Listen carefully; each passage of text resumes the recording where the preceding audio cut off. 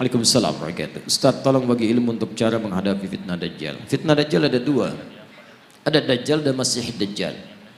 Dajjal misal ada Masih Ad-Dajjal. Beda. Kalau Masih Ad-Dajjal itu makhluknya tanda akhir zaman. Kalau Dajjal disebutkan itu biasanya sifat-sifat yang menyerupai sifat Dajjal. Contoh, kita ambil misalnya di hadis riwayat Muslim. Di kitabnya halaman 111 jilid pertama, posisi paling kiri sebelah atas, bab yang keempat, hadis nomor 6, riwayat hadis Abu Hurairah radhiyallahu taala anhu. Kalau ingin mirip bukunya cari syarah Sahih Muslim, syarah Imam An-Nawawi. Saya punya 9 jilid warna biru dongker, cetakan tahun 2002. Saya beli 26 Juli di Husainiyat di Mesir, cetakan Darul Hadis. Lihat baik-baik hadisnya.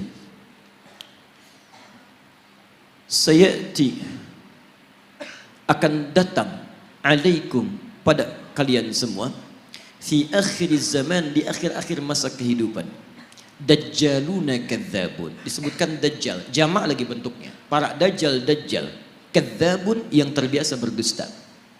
Baik, apa dustanya? Ternyata bukan urusan dunia.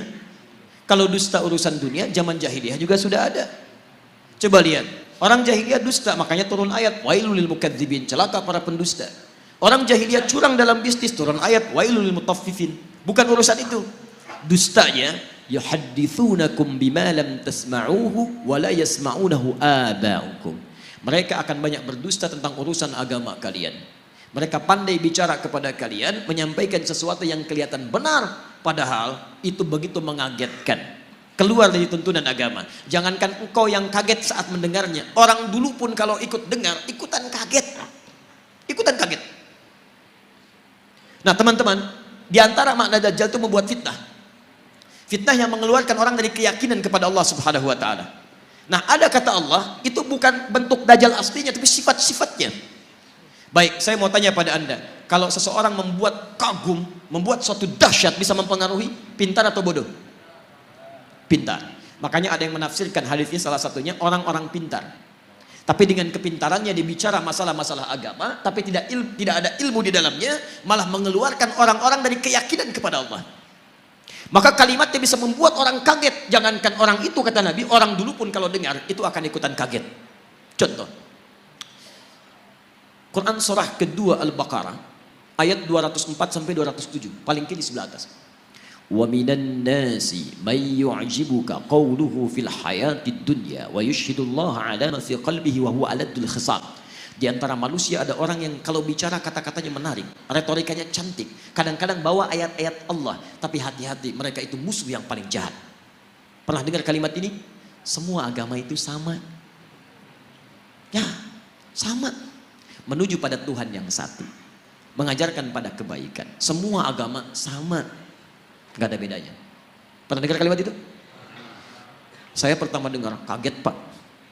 Bahkan waktu ada bukunya Fikih Lintas Agama, itu saya beli, saya lihat Allahu Akbar. Ulama caci maki, Imam Syafi'i caci maki, macam-macam caci maki. Ambil potongan ayat-ayat Quran. Saya pikir ini siapa ini orang? Begitu saya ingat hadis ini, saya baru sadar, Allahu Akbar. Kita bermohon kepada Allah kebaikan. Jangankan kita, kalau orang dulu termasuk jahiliyah dengar kalimat ini, ikutan kaget Pak.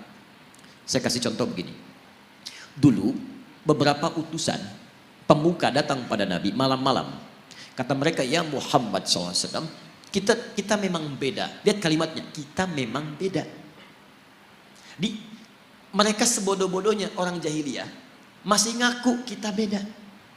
Hanya perbedaan kita tidak harus menjadikan kita berselisih. Gini aja deh, kami malam ini nyembah Tuhan kamu, kamu besok nyembah Tuhan kita. Setelah kalimat ini keluar, turun satu surah, Qul ya ayyuhal kafirun. Katakan, hei orang-orang kafir. Kafir itu dari kata kafara. Kafara diserap ke dalam bahasa Inggris di kafir. Ya, bahasa Inggris banyak yang mengambil dari bahasa Arab. Gula, sugar, dari sukar. Kopi, kafi. Kohwa, dari kahwa. Kucing, cat, dari kittun. Kittun, itu kucing rumahan. Ya, kittun. Kalau kucing liar, hurrah. Kecilnya hurairah. Kittun, kucing rumahan. Diambil cat. Sekarang jadi kitty, kucing rumahan. Hello Kitty, jadi spray, jadi bantal, jadi macam-macam. Ya? Tuh. Kembalikan. Kafara, ketutup. Yang tertutup. Orangnya kafir yang menutup diri. Jadi misal, ini misalnya spidol. Tertutup begini, ini cover, ada cover, tertutup. Buku ada covernya, isinya tidak bisa kelihatan. Kalau saya sengaja menutup diri supaya tidak kelihatan, saya balik ke sini misalnya. Kelihatan saya, ada penampakan, ya kan? Nah itu. Nah ini kafir, orangnya kafir itu yang menutup diri. Sopan bahasanya. Makanya ketika orang Arab ini orang Arab fasih, paham bahasa Arab, ngerti bahasa Arab, dipanggil kafir oleh Quran, mereka nggak marah. Kenapa? Bahasanya sopan. Hei orang-orang yang masih menutup diri dari hidayah. Kami memang masih menutup diri kok. Maaf saya lompat sebentar. Maksud saya gini, zaman ini agak aneh sebetulnya. Ada orang Arab, asli Arab, paham bahasa Arab, paling fasih bahasa Arab, disebut kafir, nggak marah. Orang sekarang, bukan orang Arab, nggak tahu bahasa Arab, nggak fasih bahasa Arab, disebut kafir. Apa? Masya Allah. Ya. Kita masih lembut Pak, kita tuh halus, Islam tuh halus ya. Jadi mohon maaf, antum tuh makhluk halus sebetulnya, lembut. Baik, lembut baik, kata-katanya baik. Kalau antum kasar, antum bukan muslim antum. Makanya sama orang lain lembut. Kita pun kalimat-kalimatnya lembut, coba bandingkan. Saya punya koleksi beberapa kitab yang lain, tapi nggak perlu saya sebutkan. Di satu kitab, orang yang tidak sekeyakinan itu disebut dengan domba, tersesat lagi, domba-domba yang tersesat. Kita masih halus tuh, menggunakan kata kafir. Tapi ini perbandingan. Kalau tidak sepakat kita dialogkan ya. Dia jangan cepat marah. Saya pulang dari sini jadi tersangka lagi gitu. Nah, sekarang lihat. Kata orang jahiliyah ini, kita memang beda. Sejahiliyah-jahiliyahnya dia mengatakan kita beda. Kenapa ada orang pintar yang setelah keluar dari jahiliyah dia mengatakan semua agama sama. Itu kalau kedengaran orang jahiliyah ikutan kaget mereka. Sebodoh-bodohnya orang jahiliyah mengatakan kita beda. Makanya ketika risalah Islam datang, mereka merasa ini beda. Ada perbedaan. Ada penolakan dari mereka karena berbeda. Orang sekarang tiba-tiba, Masya Allah. Saya katakan kepada Anda, maaf ya. Yang bilang semua agama sama, itu pintar atau bodoh? Bodoh. Baik, gelarnya ada enggak? Mana ada orang bodoh punya gelar? Lihat S1, S2, S3. Masya Allah, sampai S-nya banyak, dingin, dan macam-macam. Belajar keluar dan sebagainya. Tiba-tiba pulang-pulang, mengatakan semua agama sama. Baik, ini menunjukkan ada sesuatu yang salah di situ. Nah, sifat-sifat ini disebut oleh Nabi SAW. Sesungguhnya sifat-sifat yang tidak baik, yang hanya dimiliki oleh Dajjal. Makanya pada orang-orang seperti ini, kita didorong oleh Al-Quran untuk bisa satu. Quran surah keempat ayat 140. Ingat, bukan mencela, bukan menghina, bukan macam-macam. Lihat ayat Qurannya. Wa qad nazzala 'alaikum fil kitab. Telah tetap ketentuan dalam Al-Quran. Quran surah keempat ayat 140, paling kiri sebelah bawah. Awas ya, jangan dipotong kalimat saya. Saya tidak menyebut mereka dengan Dajjal. Awas, hati-hati. Nanti muncul tag di dalam YouTube misalnya, Ustaz Adi, Dajjal. Masya Allah. Muncul ini. Tidak. Lihat, saya turunkan sampai yang terakhir. Lihat, Quran surah 4 ayat 140. Wa qad nazzala 'alaikum fil kitab. Telah tetap ketentuan dalam Al-Quran. An idza sami'tum ayatillahi yukfaru biha wa yustahza'u biha. Kalau ada orang-orang yang mengingkari isi Al-Quran atau mengolok-olok isinya, ngolok-ngolok, mengingkari, macam-macam, membelok-belokkan dan sebagainya sampai ke level yang tadi. Lihat baik-baik. Fala taqudu ma'ahum. Satu, kata Quran, cukup jangan buang-buang energi untuk mencela, membuli dan sebagainya. Cukup tinggalkan mereka. Sudah. Antum terlalu buang energi antum yang mahal. Lebih baik kalimat antum dipakai baca Al-Quran. Tulisan antum tulis status yang baik-baik daripada merespon mereka. Gak ada kerjaan. Jangan kasih panggung kata Al-Quran. Ceramah nggak usah diundang, bukunya nggak usah dibaca, radio nggak usah didengar, isolasi dulu. Dan hebatnya Al-Quran memberikan sikap demikian, bukan untuk merendahkan yang dimaksudkan, supaya dia sadar saking sayangnya Allah. Hatta yakhudu fi haditsin ghairi, sampai dia sadar bahwa dia isolasi orang lain itu karena ada yang menyimpang dari dirinya. Saking sayangnya Allah tetap diberikan hidayah, cuman mau ngambil atau enggak. Sampai dia tobat, kata-katanya baik, baru kita kemudian ambil kebaikan-kebaikan darinya.